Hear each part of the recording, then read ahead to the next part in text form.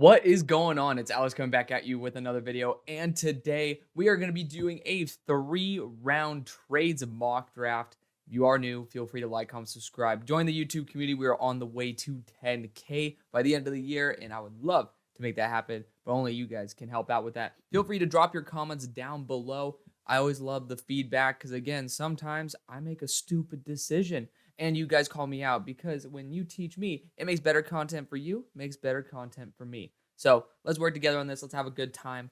Let's jump into this because today we are going to be doing a no Caleb Williams mock draft.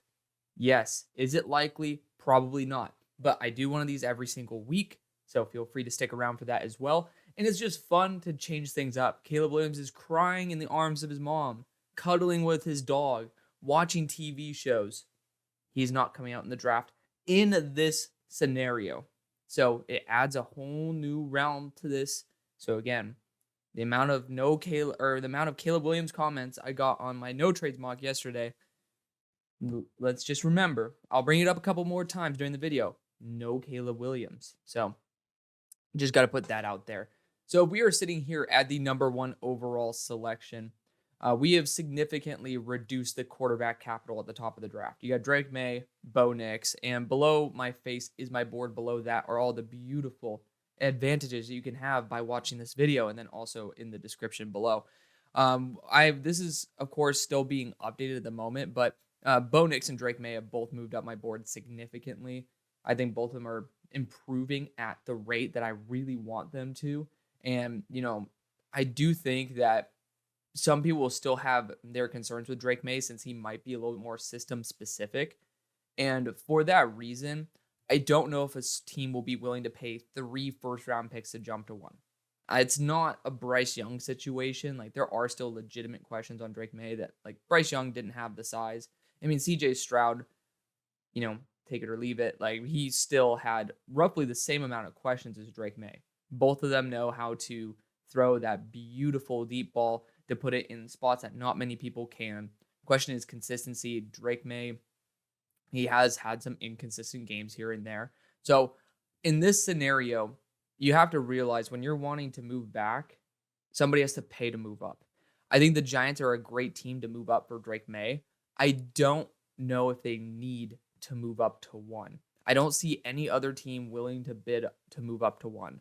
You can talk about the Rams since they just brought in Carson Wentz today. You could talk about the Patriots, but do you think Bill Belichick is going to move up to 1? I highly doubt that. It's not a Bill Belichickian thing to do. I don't see any other team. I don't see the Patriots. Well, I don't see the Buccaneers being a team that I could see doing that. Like maybe the Broncos, but they're so far away. You would need unbelievable compensation for that to work because they don't have a DJ Moore. They don't. This is the same range that the Bears traded last year.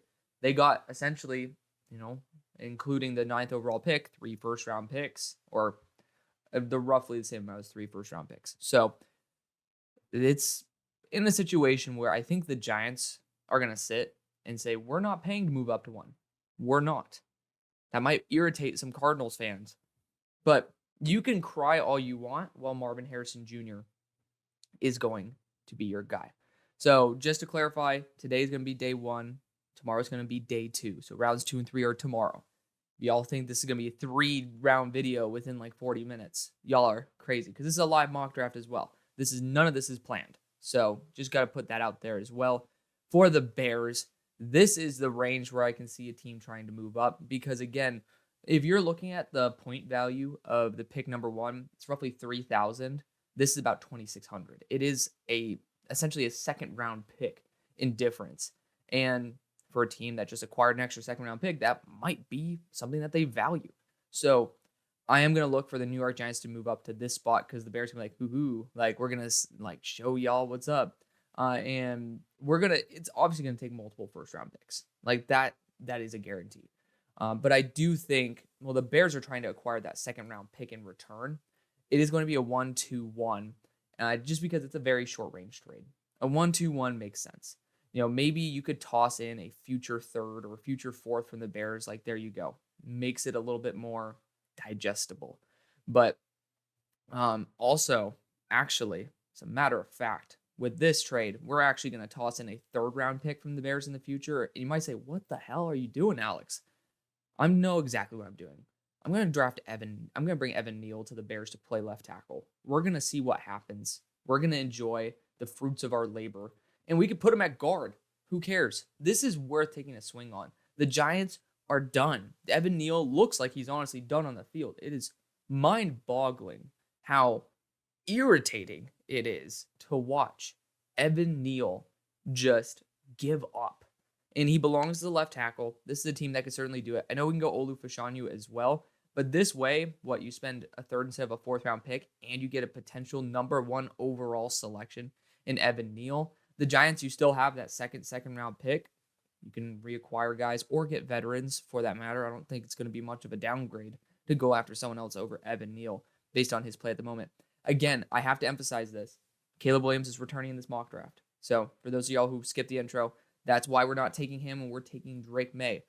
Also, I think Drake May, in terms of the personality, hasn't shown enough volatility to be affected by the media the way Caleb has. Caleb's obviously, he seems to have a temperament. Does that bother me? A little bit. But I'm willing to take my foot off the gas pedal in that regard. But for this, he's also returning. So the Bears, if Drake May doesn't work, they get another pick going for Caleb Williams. So again, Caleb Williams is returned at pick number 3. We're still got 2 picks in a row with the Bears.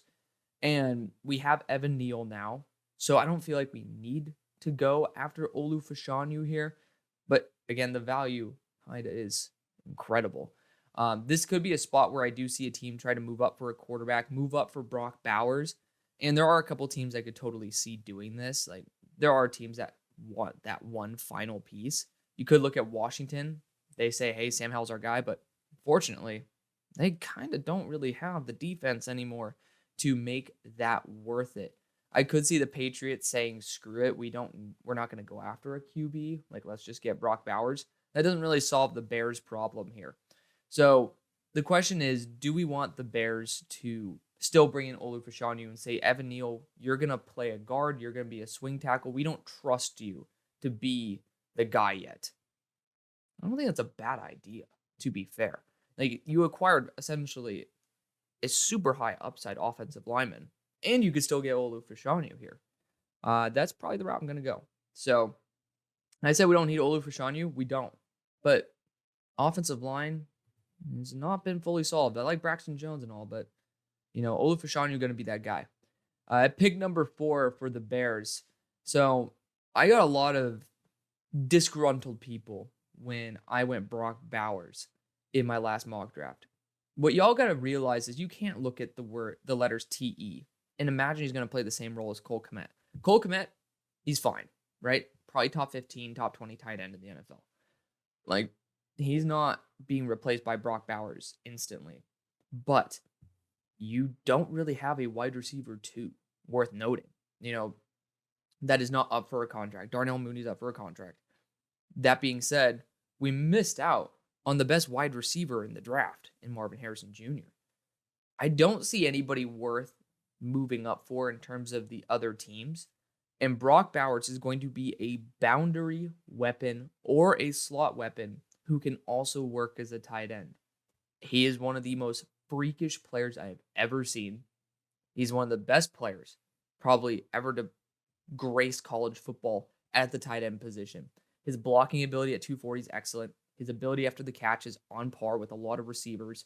And just overall, his pure work ethic alone is worth drafting. So I know it's going to ruffle some feathers here, but we got that extra 2nd round pick. So cry me a river. We'll get some extra defensive help for sure. But Brock Bowers is going to be that selection. So we got Evan Neal, Olu Fashanu, Brock Bowers, and a 2nd round pick. Think you guys will be okay. Pick number 5 for the Patriots. So I went after a quarterback in my last mock draft. A lot of people do not like Bo Nix. I'm pretty well aware of that at this point. However, it is worth noting that I think there's a mental image of Bo Nix that is not matching up with how he's actually playing.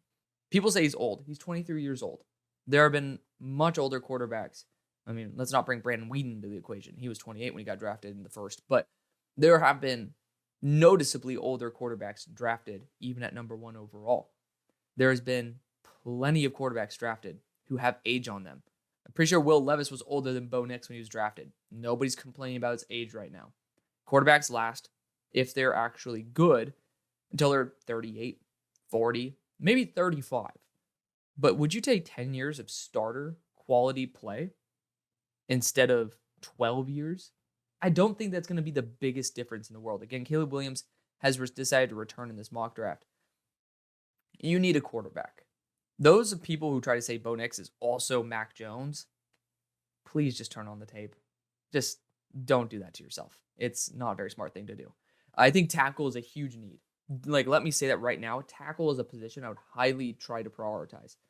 However, we also have picks to trade up. We also can just kick back on the Kool-Aid because there are some offensive tackles in this class that we can potentially develop into pure starters. And there's also free agency. The question is, do you want to get a quarterback that's worth $20 to $40 million? That's a pretty crap quarterback on the open market. Would you want to save that? Not to mention if you had to pay a legitimate quarterback like Kirk Cousins, probably $50 million. Or do you want to go after a tackle that will save you maybe $20 million for a very quality starter? So you do the math in your head. I'm going to go Bo Nix. I really believe that he's going to be a starting quality quarterback. I think he could be a top 10 quarterback in the NFL. When he's in rhythm, not many guys can just get him off his rhythm. That's what I love. He's the only problem I have is sometimes he gets himself out of rhythm. But his consistency has improved year over year. Throw out that Auburn stuff. Listen, when I first heard Bo Nix going to Oregon, I laughed my ass off. I personally didn't like Bo Nix. But the more I watched him, the more I believed. And the more I just see it week in, week out versus top-end teams. Watch the Washington game. Just watch that. You might as well. Because that's where you're seeing two potential top 10 quarterbacks go head-to-head versus each other. And they both did phenomenally. They both proved they belonged. Nobody lost between those two. Maybe Oregon's team lost, but deep down, the quarterbacks both won that game. And Bo Nix fits exactly what this offense needs. It's pretty much going to be Mac Jones, mobility, better processor, bigger arm. It's what you have wanted Mac Jones to be. So Bo Nix is pretty much everything that this Patriots offense should want. And it's going to be a very good way to start off the draft. I'm telling you right now, people are going to get mad about it. But just sit back, sip on the Kool-Aid, and enjoy it. Again, Caleb Williams not coming out in this mock draft. Pick number 6 for the Rams. We are going to be going Joe Alt here. The value of a consistent tackle is just way too good to pass on at the moment. We are going to be, again, just letting go, taking a solid pick. I know they brought on Carson Wentz, so they probably are in the quarterback market. However, I don't believe that you need to invest in a quarterback at this moment. Bo Nix has that mobility aspect that Penix doesn't necessarily have. That is what really separates him from me in that argument. But I really do like Michael Penix. I have to put that out there as well. Pick number 7 for the Green Bay Packers. Offensive tackle is probably where I'm going to end up going. I ended up going Jerzon Newton. I think run defense on the defensive interior is a position you guys do need to prioritize. You guys have brought that up many times, which I appreciate. And again, feel free to bring up more and more suggestions. It makes mock drafts fun to test out new possibilities. And yes, we all know this is not going to happen perfectly like this, but it's very fun to predict what could happen and what should happen. But at pick number 7, I'm going to go Talise Fuaga. He came off a 4-pressure week. Still irritated about that. However, this guy, apart from last week, has been absolutely dominant. And he is a right tackle, but even though I love Zach Tomlin, I usually will lean if Joe Alt were on the board versus Talise Fuaga. And you see where Talise is on my board. I have him in that top 5 range. If I had both of them on the board, I'm going to go Joe Alt because he's a natural left tackle. However, you got to realize Zach Tom was a left tackle when they drafted him, and he moved to right tackle and is doing really well. So I think Zach Tom will have a natural transition back to left tackle. I'm going to go Talise Fuaga here. Help out Jordan Love because I think he deserves one more year. If the value is right, again, Caleb Williams not coming out.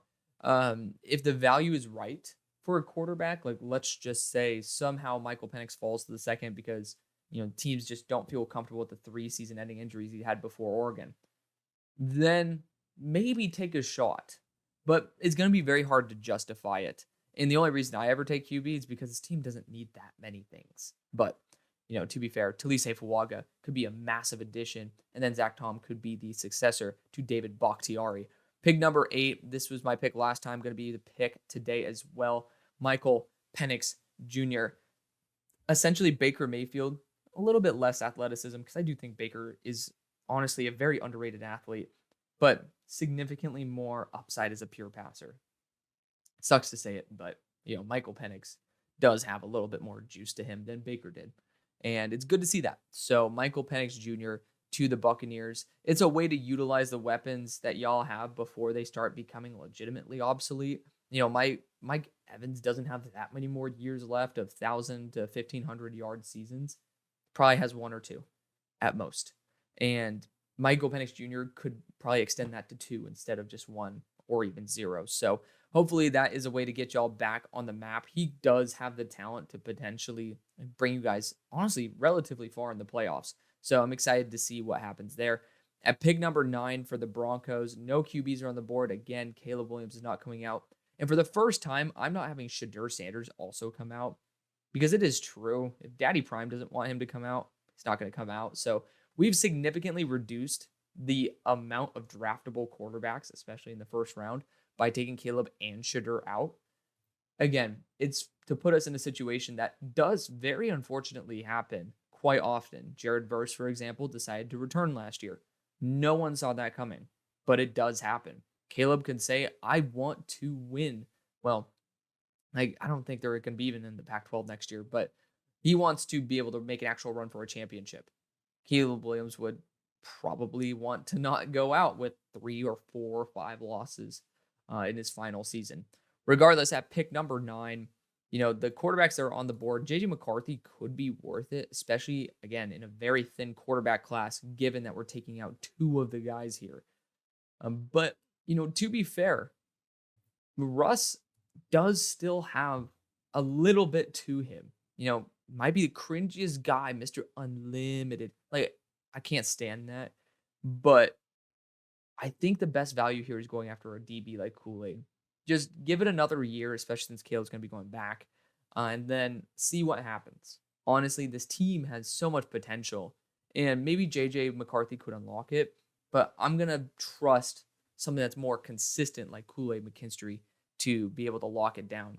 At pick number 10 for the Titans, so I think given the fact I love to go either offensive tackle or else go after wide receiver for this team. Corner is also a very solid get.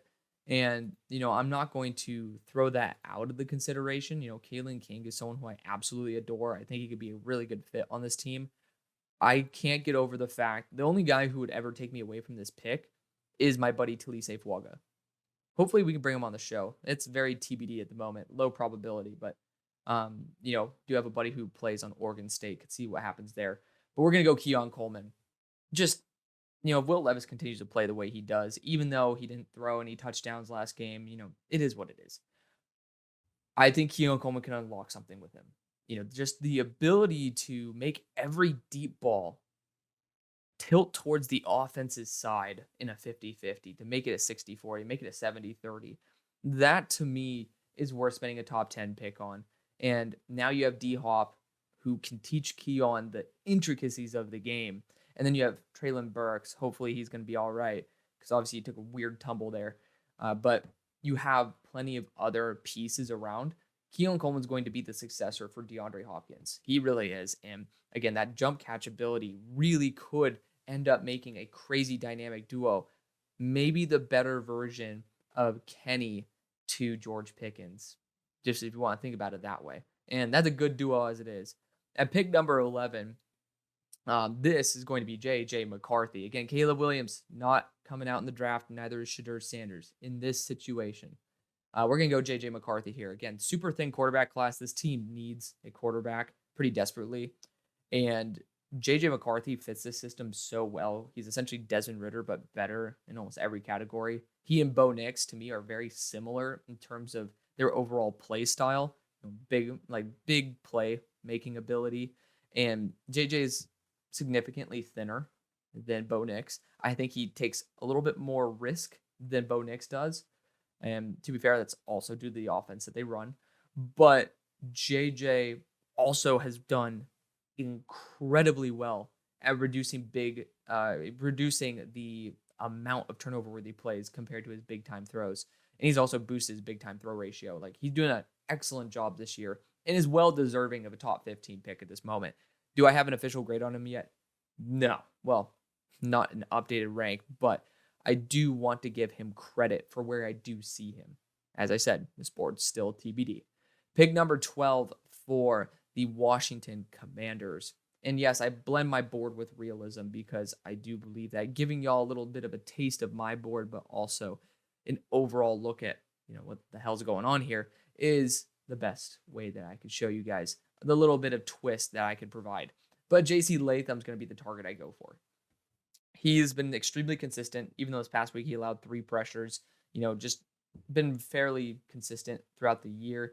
My only issue with him is the fact that he blocks 80% of the play. He almost just gives up at the end. And I want to see guys who play through the whistle. However, I don't know why that is. I'm going to be optimistic and say that he ends up getting rid of that habit. And this is a team that needs offensive line help pretty desperately. And at 335 or 360, I don't know which figure is proper because I hear both.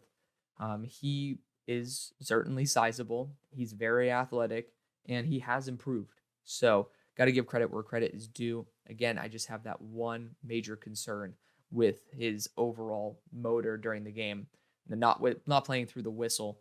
At pick number 13, again, Caleb Williams is not coming out in this mock draft. I do think that the right option is to go after Kalen King here. Defensive back is the right thing to go for. He might not be as big as Kool-Aid McKinstry, who's the dream selection for the Colts, but Kalen King has the physicality. He has the run defense skills. He has everything that you're kind of looking for in a developmental corner, and this team needs it. They do. They really do. If you got Kenny Moore doing all of his things, at least have some other guys around him that can help out, at least on a remotely similar level. At pick number 14, so we've taken all the quarterbacks off the board again. Caleb Williams, not coming out. Shedeur Sanders, not considered coming out in this video. Not official. I'm not breaking news. But it just adds a whole new dimension to this that we don't necessarily see very often. We're getting Jer'Zhan Newton here. Again, I haven't had any trades recently, but the value has just been great. Jer'Zhan Johnny Newton is exactly what this team should be looking for. Just a commander on the defensive front, not named Max Crosby, and his ability to play inside or out at 300 pounds, and he has unbelievable athleticism, great block shedding ability. He's just going to be a consistent, solid pick for the new regime. There's, again, no quarterbacks that are available for this selection. Pick number 15 for the Cardinals. I'm seeing some very, very good players starting to fall here, and we should be getting some movement. The offensive line certainly could be a very, very enticing target for a lot of teams to make some moves for. Marius Mims, for example, is going to be a top-tier right tackle. You do have Tyler Guyton, who has a lot of potential. Kingsley Suamatea, who's a good swing tackle. Jordan Morgan. They're not top 15 level except Marius Mims, who, again, when healthy, has a ton of potential. But I don't think anybody is that desperate for a right tackle. Maybe Buffalo could be in the mood to develop Marius Mims. That'd be quite fun. And then it's actually a relatively solid trade here. We're going to do that because, again, you're going from NFC to AFC, so you're not arming a competitor in the playoffs. And I don't really think the Cardinals are going to see. We're not going to see him too much in the Super Bowl anytime soon, but I do like Kyler Murray a lot, so we'll leave it there. We're going to give a compensatory pick, maybe a future 4th or a future 3rd. Feel free to do that negotiating. It's not going to affect this mock draft. So we are going to send that through, also giving Arizona another pick to be able to watch tomorrow during day 3. Pick number 15, though, we are going to be going after the right tackle, Marius Mims. There's a high chance that he returns because he hasn't been healthy. It's his true junior year or redshirt sophomore year. So he could certainly return and try to be a top 10 tackle like Olu Fashanu. I'm hoping that's not the case, but the pure talent of Amarius Mims is worth a top 10 pick. And I hope that he comes back and replaces Xavier Truss, because Xavier Truss belongs as a guard, not as a tackle. And it's pretty obvious that they are missing Amarius Mims. But you're also jumping an in-division rival that would be looking for Amarius Mims with the Jets. Now, with the Jets pick, I think if you eliminate the tackle option from being worth it, the next best option is to go after a wide receiver. Malik Nabers could be a great get for a deep threat, but I honestly want something a little bit more reliable on a down-to-down basis. And going back to Ohio State doesn't seem to be a bad idea. Emeka Egbuka is well worth this selection. There's a lot of really good players in this class. I just have to admit that. Off to the side of this, I have notes about players, but besides that, I actually have an instant grade where I'm legitimately seeing way more guys who I would consider legitimate starters in this next draft than in the draft prior, in the 2023 draft. So that's a really good sign. Of course, we haven't factored in the guys who are returning, but I'm an extremely big fan of the amount of talent we have, because we can have someone like Emeka Egbuka who should be a top 10 pick at pick 16, and it feels like I'm trying to force him earlier. Just saying, that's a really good get. For the Chargers, I know we got Darius Davis on the roster, but it's hard for me to pass on Malik Nabers, and that's exactly the position I'm going to go. I talked about it in my last video, and again, I think Darius Davis, combined them both. Darius Davis is a great gadget weapon and deep threat and returner. I think Malik Nabers is supreme talent as a deep threat and after the catch guy. Again, that's similar role to Darius Davis, but just multiple tiers higher. So we're talking about Calvin Austin to Tyreek Hill here. That's an obvious exaggeration, but you get what I'm talking about. There is a legitimate gap where I don't think Darius Davis is an NFL Super Bowl winning caliber starting receiver. I think he's a really fun guy to toss in there, especially with Malik Nabers, and it's like that's going to be very tough to handle that speed. But Malik Nabers could take the top off of a defense. You could throw him a screen and he could run it to the house. This is a guy who fits exactly the profile that in 4 years, when you're pretty much having Quentin Johnston be a true wide receiver one and Malik Nabers there, that is the perfect combination. You got Darius Davis potentially there as well. Josh Palmer potentially going to stay there as well. Like, that is a really good trio or group of four that I would want in my receiving core. And pick number 18, we moved back and still the edge rushers are on the board. The only reason I'm having the edge rushers fall, and I'm not forcing edge rushers to fall, but the only reason they are falling is one, because other positions have bigger talent drop-offs. I'll show you guys the edge rushing room. Like, again, you got Latu, Robinson, Burson, Turner, and Trice. Like, those are the bona fide first-round dudes. And I'm not saying that just because PFF has them ranked in top 32. But you got JT Tumalau, Jonah Ellis, Chris Braswell, Princely Uman Milan, not to mention other guys like Xavier Thomas and, Tyler Barron, who deserve respect as well. There's just unreal quantities of starter potential at edge rusher. Why do you need to spend the highest value pick on them? Where at wide receiver, are you going to find another guy like Nabers? Probably not. Are you going to find someone of the quality of Emeka Egbuka or 80% of him in round 2? Probably not. It's a deep receiving class, but you're not going to get the elite talents. We're not going to give the elite talents a run for their money. Edge rush, this is surprisingly a change from a pretty mid class to a pretty damn baller class really quickly. However, this is where the first one's coming off the board. Jared Verse is going to be the pick for the Cardinals. So Marvin Harrison Jr., Jared Verse, and acquired an extra third-round pick for us to enjoy tomorrow. Pick number 19 for the Saints. So I know that we could go after defense interior because essentially got Brian Brzee on the roster, and we got some really good dudes here. We do got some good players on the board. And, I could really see Leonard Taylor going to another humid-ass spot from Miami to Louisiana and absolutely balling out. Like, his potential is through the roof. And this team took a big swing on a high-potential player of similar talent level in Brian Brzee. He really did have that game-breaking ability, crazy arm length, top-tier pedigree. Leonard Taylor has that too. And the question was consistency and health. I think the same thing's going on with Leonard Taylor. So that's honestly the only reason why he is here. And I think that would be a really good get. It really would. This team is absolutely depleted on their defensive interior. And going back-to-back years with defensive interior doesn't sound like it's a great move. But under the condition that Brzee and Taylor end up developing, you're getting two unblockable threats on the defensive interior. And pass rush alone, that can absolutely destroy 90% of the NFL's game plans. That is a key to success. So Leonard Taylor is going to be the choice there. Cooper DeJean was another guy who I'd easily consider, but for me, I wanted to test out something new. I haven't gone defense interior for y'all, and it does seem to add up. At pick number 20, you got Josh Dobbs. He's going to lead you to the Super Bowl. That'd be crazy. And not the Super Bowl part, but you guys know what I'm talking about. For this squad, interior offensive line is not a bad idea. Without what you get, who do we give up? Ezra Cleveland. Graham Barton could be a legitimate addition, and he could play center. I do want to hear y'all's thoughts on that before I pull the trigger on it. I might do that next week, but I want to hear what you think about Graham Barton on this squad, because he could be a legitimate stud pick. Instead, I'm looking probably at defensive back.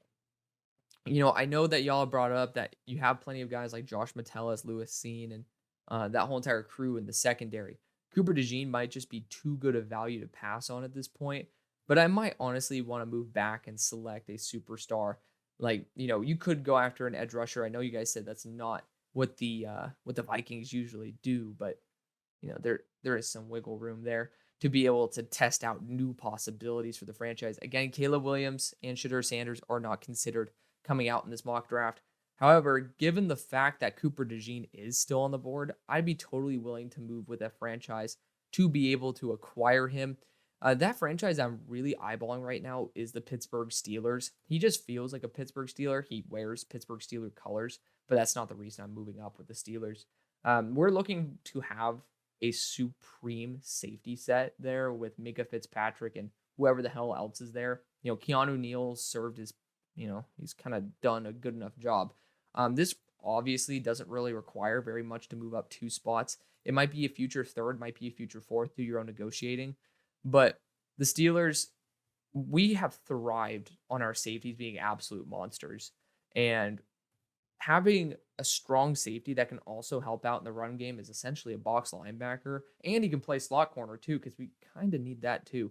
Having pretty much a jack of all trades is something the Steelers have really valued in the past and kind of should continue to value. If we end up keeping Patrick Peterson for longer, that could be a really good player to teach Cooper DeJean to hone in on his instincts. Unbelievable athlete, just overly versatile. He could be one of the best return men.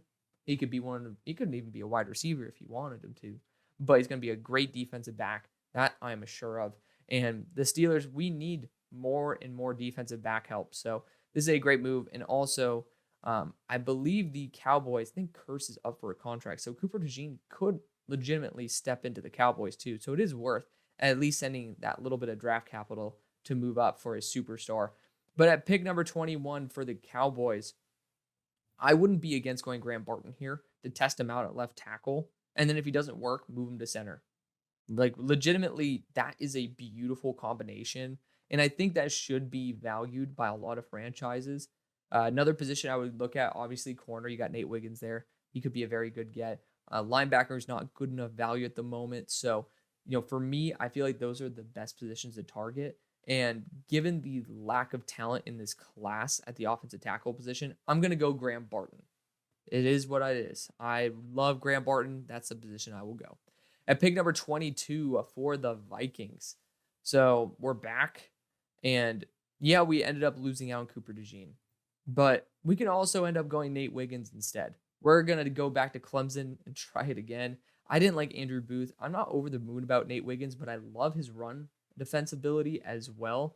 He's improved. I just don't think he's the best versus extremely physical receivers.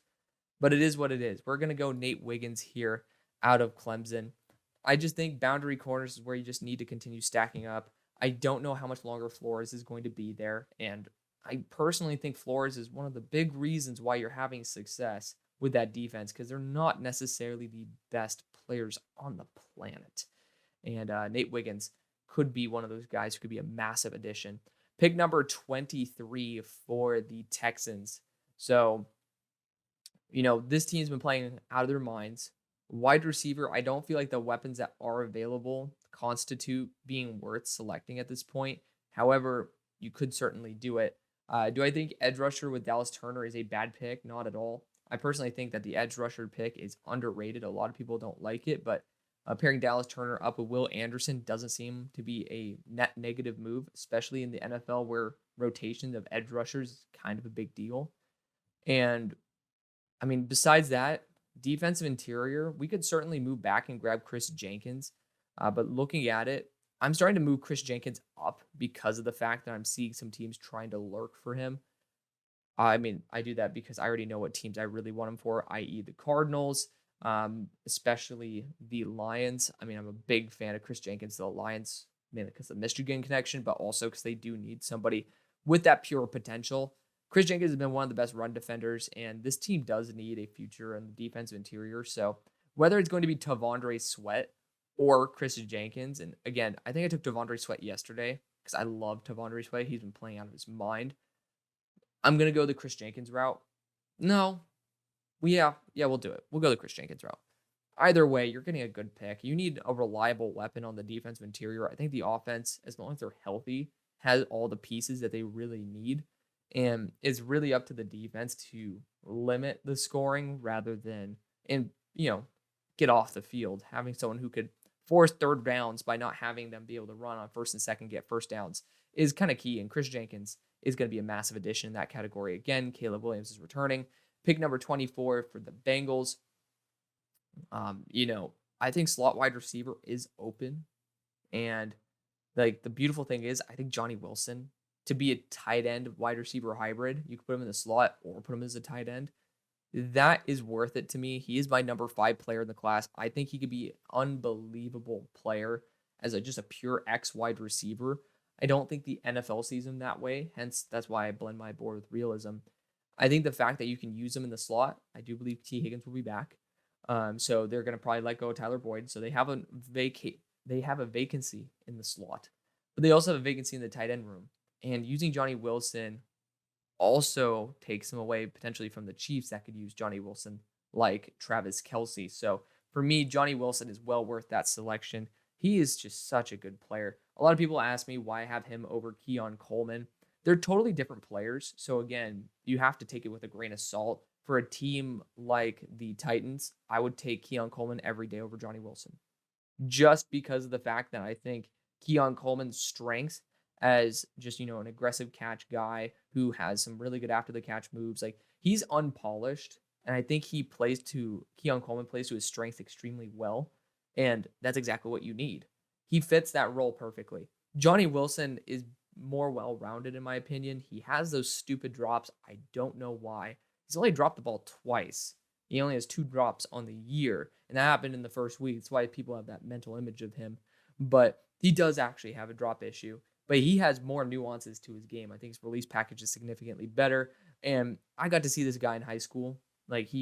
We actually got to play against him. He used to play at Calabasas. So, it was good to be able to see him in person. This he towers over everybody. He has the physical build of a tight end. He is blocking like a tight end, but he also has the speed of a receiver. And I love the fact that he has the just unreal ability to run routes at his size like he's 30 pounds lighter. And to me, that's what separates him. But, I'm not going to force my hand on this one and, put him top 5 where I think he could be. I think the Bears could totally use Johnny Wilson. And, who knows, maybe one of these days I'll end up having a team trade back and have the Bears move up for Johnny Wilson. And then rather than go after Brock Bowers, it might be the case. But regardless, I think Johnny Wilson is just a special, special weapon. And it's good to see him there. At pick number 25, and it's not going to be good as a Steelers fan, but it is what it is. At pick number 25 for the Seahawks, I think the big position to target is quarterback. And again, Caleb Williams, Shadur Sanders, not coming out in this draft. just for this situation in this simulation. The next best quarterbacks are going to be Joe Milton, Quinn Ewers, Jaden Daniels. Those are not worth a first-round pick. And we essentially lost a second-round pick by moving up for Leonard Williams. I will assume, I'm pretty sure that, I don't know if he either got a contract, but I'm relatively sure he'll be on the team after this year. You don't send a second-round pick for a rental. I don't think that'd be a smart thing to do. So for me, with all of these edge rushers, including guys who are literally top 10 on my board sitting here, we got to make some moves. And I think a team that moved back is a team that's great to move back up. That's the Chicago Bears. They don't have very many holes to fill. A lot of people believe they have more holes to fill than actually is there. Now you have a superstar pass rusher as well in Montez Sweat. This is a relatively short-range trade, and if you look at it, you could send a future second, get a future fourth in return. You do your own negotiating. Again, this part doesn't affect this mock draft, but I think that this is the proper move. Like, I think that it would require a future third. Therefore, that's why I'm putting the future second in there, since we don't have that third. Because we got Evan Neal to play guard for us, which is kind of crazy, but is what it is. We're going to make this move here with the Chicago Bears.